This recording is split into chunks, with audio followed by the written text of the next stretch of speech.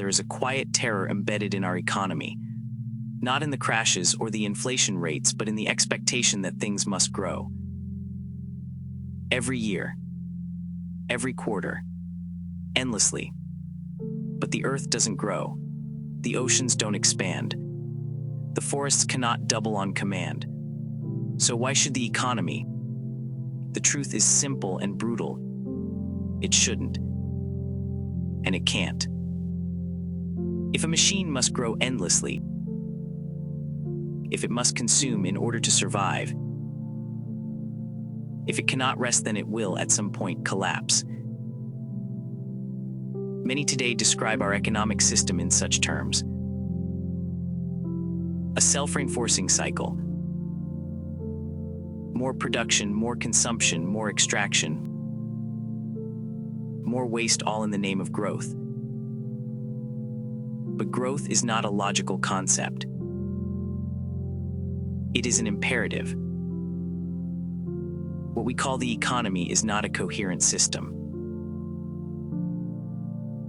It is a human invention, but one that, once unleashed, began shaping us in turn. Now few dare question its logic. Fewer still imagine an alternative. We built an economy to meet our needs, then taught ourselves to need more. There are those who believe that technology will rescue us, that green energy, automation, and digital solutions will allow infinite growth without ecological collapse. These are comforting stories.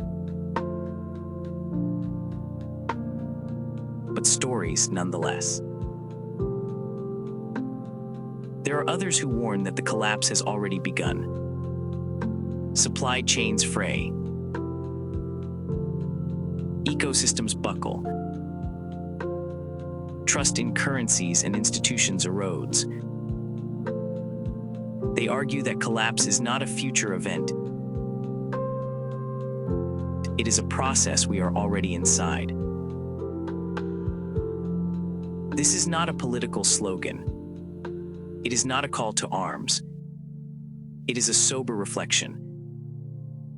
An economy that must expand infinitely on a finite planet is destined to break.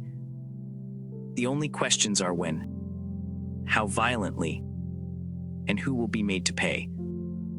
Some thinkers like Ivan Illich or Serge Latouche imagine simpler, decentralized societies rooted in voluntary limits.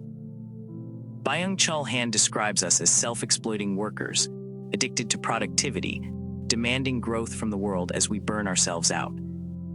Jason Hickel puts it plainly: growth has become the enemy of life. Pentti Linkola called for a radical shift. Any dictatorship that preserves nature is better than any democracy that destroys it. That sounds monstrous. Until you remember, what we call democracy is often just a marketplace with voting booths. And what we call freedom is often just the right to choose your own poison. So why must the system fail? Because it was never designed to stop. And anything that cannot stop is already broken. Whether one agrees or not, the point remains.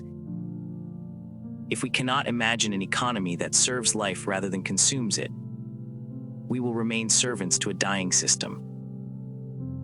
The first step is not action. The first step is to stop pretending we don't know.